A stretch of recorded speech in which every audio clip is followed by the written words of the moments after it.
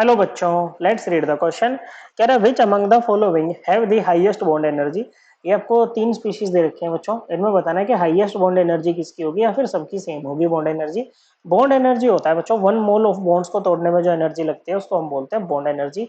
और जितने ज्यादा बॉन्ड्स होते हैं ना, बॉन्ड एनर्जी उतनी ही ज्यादा होती है। तो बॉन्ड एनर्जी जो है ना वो डायरेक्टली प्रोपोर्शनल होती है बॉन्ड ऑर्डर के।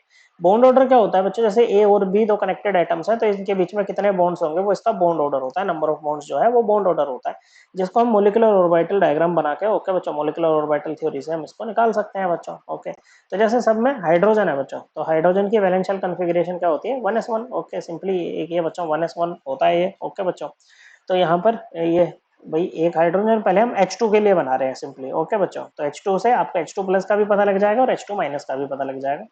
ये है हाइड्रोजन, ये इस हाइड्रोजन का 1s, ये इस हाइड्रोजन का 1s, और s एटॉमिक ऑर्बिटल्स कंबाइन करके linear combination of atomic orbital से कौन से वाले हाइब्रिड ये मोलिकुलर ऑर्बिटल्स बनाते हैं बच्चों, सिग्मा मोलिकुलर ऑर्बिटल्स बनाते हैं। एक लोअर एनर्जी का बच्चों, यहाँ पर ये एनर्जी आ जाएगी, एक लोअर एनर्जी का सिग्मा 1s, एक हायर एनर्जी का sigma star 1s। Sigma 1s मतलब ये बॉन्डिंग है और स्टार वाला एंटी बॉन्डिंग है। तो यहाँ पर एक इलेक्ट्रॉन इसका, एक इलेक्ट्रॉन इसका, और जब यहाँ पर हम इलेक्ट्रॉन्स फिल करेंगे ना बच्चों, तो ऑफबो प्रिंसिपल, पॉली एक्सक्लूजन प्रिंसिपल और होल्स रूल सबका ध्यान रखते हुए करेंगे बच्चों। तो दो इलेक्ट्रॉन भरने हैं तो दोनों यहीं पर आ जाएंगे। अब बॉन्ड ऑर्डर क्या होता है बच्चों, बॉन्ड ऑर्डर होता है number of electrons in bonding molecular orbitals minus number of electrons in anti bonding molecular orbitals divided by 2। तो बॉन्ड ऑर्डर H2 का कितना आ जाएगा बच्चों, बॉन्डिंग मॉलिक्यूलर ऑर्बिटल्स में कितने इलेक्ट्रॉन्स हैं, 2 हैं, एंटी बॉन्डिंग में कोई नहीं है बच्चों, बाई 2 करोगे तो इसका बॉन्ड ऑर्डर आ गया 1। ओके, तो इसके केस में बॉन्ड ऑर्डर आ रहा है आपका 1। ओके बच्चों, तो सेकंड है आपके पास में H2 प्लस, क्या है बच्चों H2 प्लस। ओके, अब हम यहाँ पर थोड़ा रफली बना लेंगे इसको, कोई दिक्कत नहीं है बच्चों। इसके केस में भी आपके पास में ऐसे sigma 1s, sigma star 1s, लेकिन एक इलेक्ट्रॉन आपको H2 से H2 प्लस कब बनेगा, जब इससे एक इलेक्ट्रॉन निकाल दोगे बच्चों H2 से, तो यहाँ पर एक ही इलेक्ट्रॉन बचेगा।